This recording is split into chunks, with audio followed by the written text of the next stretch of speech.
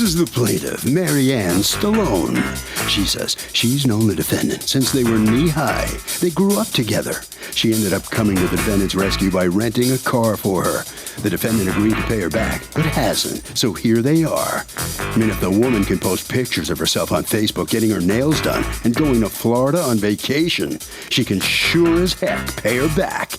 She's suing for $1,272.83, the amount she's due.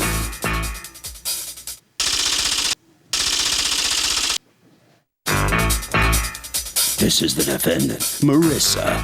She says she doesn't owe the plaintiff a dime because she paid her off in cold, hard cash and by renting her and her boyfriend his truck so she could move. The plaintiff's idea of what she owes and her idea of what she paid are different, so now it's up to the judge to decide.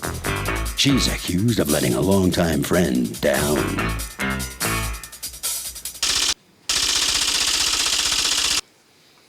All parties, please raise your right hands. Welcome back to the People's Court. Next case in the docket, the plaintiff rented a car from her good friend, the defendant, and got stiffed and says she had the nerve to go on vacation instead of paying. But the defendant says she paid her already and did stuff for her to boot. It's the case of frenemies. Litigants have been sworn, Your Honor. Thank you, Douglas. You're welcome. Marianne Stallone, Yes. you are suing Marissa. You've asked us not to mention your last name. We'll respect that. For $1,272.83 that you say she owes you on an outstanding bill for a car rental you did for her. Tell me what's going on. Back in August of 2011, Marissa came over to me and asked me if I can help her out to rent a car because she has no car to get around to and from work. Don't most people go and buy a car when that's their case? I had a car. My license was suspended and my registration. Well, then why are you driving? I needed to go to work. I'd say I couldn't tell the drive. judge that, but you just did. So did you know that her license was suspended? No, I did not. Why was your license suspended? Tickets, unpaid tickets. Did you know that she had a bunch of unpaid tickets? No, I did not. Okay, so you went ahead and listened to her request and said, sure, that sounds like a good idea. Let me put a car that you drive with your suspended, you don't know anything, but that's what you do. She could have a drinking problem and have a DUI suspension. She could have 1,000 reasons, okay, that are none of which are good for you to put your name on, and you go out and you rent her the car. Aside from just the debt, which is apparently the one that got you here, so there could be 1,000 reasons why this is a bad idea, right? Yes. Who's Yes. that young man there? That's my son. That's your son. Okay, the next time she gives you grief for something stupid you do, keep this one in your pocket. All right, go ahead, Mom. So she asked me... I'd kill an adult who said that to my kid. I'm sorry. Go ahead. So what happens? But why would you do this for her? I've known her since we were 5 years old. She lived right around the corner from me. Were you best friends? We were good friends when we were growing up. How long have you known each other? Since we were 5, so So- I'm 43 now. Oh my goodness. So what happened? She asked if I could go with her to Enterprise. Did you ask her why can't you just rent your own car? Yes, and she said she doesn't have a credit card. None of these things are like big red flags for you. Do you have a credit card? No, I... Oh wait, do you have a credit card? I do. Did you lie to her and tell her you No, didn't? I didn't have one at the time we rented it, but I did get But you one. really, the essence of all this is that you can't rent it. You needed somebody else to rent it because you need to use somebody because you can't rent it because you have a suspended license. That's really, she didn't tell you that. She didn't No. tell you that truth, right? I You didn't did tell her speak that to- truth? Did you No. tell her that truth? That it was suspended? No. Right. So what happened? Why are you here? The rent-a-car place would take out about $250 a week, renting out the car. She said she would only need it for a couple weeks. Okay.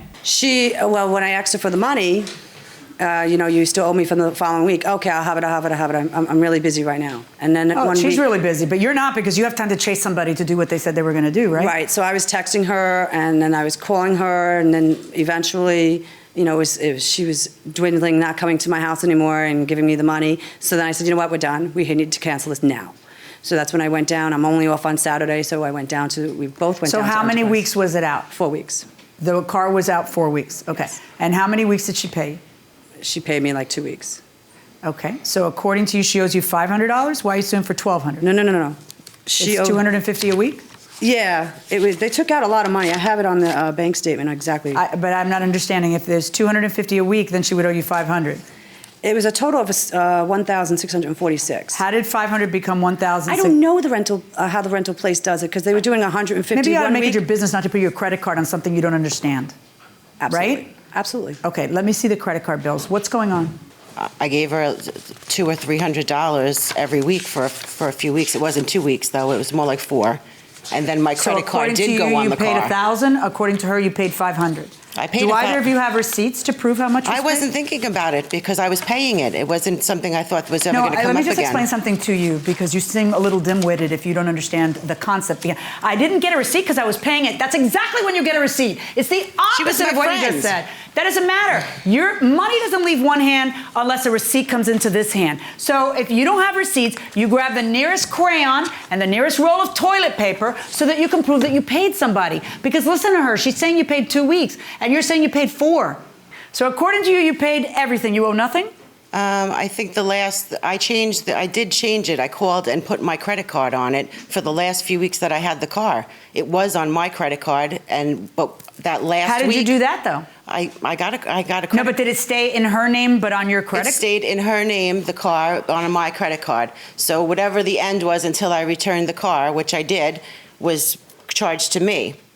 But I think the last week that I had the car, I didn't see her again. So I do think you acknowledge that you owe $250. Absolutely. Okay. Now, your debit card, and how much do you say you paid? In total for the whole time? No, in total to her. Maybe $900. I think the whole car came to like 12. I don't remember. You have some texts that you want me to see. That's correct. And are they the ones you handed me in writing because you don't still have them on your phone? Yeah. How did you get these? A friend of mine told me any kind of text that you get to forward it to your email, so I did. I'm sorry. Were you forwarding every text you ever got in your life to your email? No, only the important ones. Oh, okay. So you actually did this once the problem arose? Yes. Okay. Well, tell me what happened. Why did you get the text? Something happened that got you kind of angry as a friend. Yes, because she's avoiding my phone calls and avoiding, and she was going to Florida and she was going on vacations and talking about having her nails done, getting her nails done, and I'm saying, listen, I need my money. On her Facebook page is where you're finding all this up. Correct, and that's when she ended up deleting me. And then, actually, first she sends you a text saying, "Stop stalking my page too. I guess I have to delete all your friends. Keep starting with me and talking to me like I'm your child. I will give you the 100 a week. Don't threaten me. I will work that out, but I only owe you 1,000, not 1,500." That's how much I did owe her originally, but I paid her. This is October 17th. By the way, were you sending all those other nasty ones that I read? Yes. You're just not a nice human being. I'm a very nice human being. I gotta tell you, I don't know. It's kind of really a not so nice thing to do to somebody who's trying to help you out. How risky is it to loan money to a friend? I think it's pretty risky. You don't want to ruin the friendship when they don't pay you back or you get in an argument. Fair enough. Would you ever rent to a friend? I think I would rather give them the money and not expect anything back than to have them owe me money. You are a smart person. You are a very smart person going inside the courtroom. It's not like your defense is I paid her in full, so that's why I'm ignoring her, because I don't have any more business with her and she's being mean. You're actually knowing and standing here and telling me 8 months later that you still owe her money, and then you're still talking to her like that, the person who helped you out. That's not good behavior, let's just say. Show me your paperwork from the rental company. I don't have it. Show me your paperwork with the enterprise, not your debit card. I don't. She took that. Do you have that? No. When is your last charge on enterprise?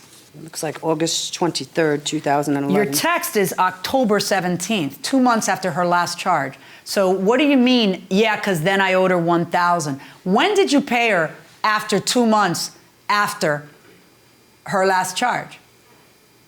I didn't pay her again. That's right. That's why you are admitting here that you owe 1,000, not 1,500. So you looked me in the eye and said to me, well, that's because that's what I owed her back then. So I'm assuming you mean back then, which doesn't make sense either because you said you paid her every week except for one. But so I'm looking to see maybe it's in the same time period. But then I see that it's October, which is 2 months after her last charge. So you're just the not nice, bold-faced liar I was thinking you were. Because it's 2 months after your business with her is over that you say, I owe you $1,000. So you're not just owing her $250 like you admit, you're owing her $1,000 and you're still nailing her. Wow. $1,000 verdict for the plaintiff. And you'd get more if you had proof of more. Thank you, Your Honor.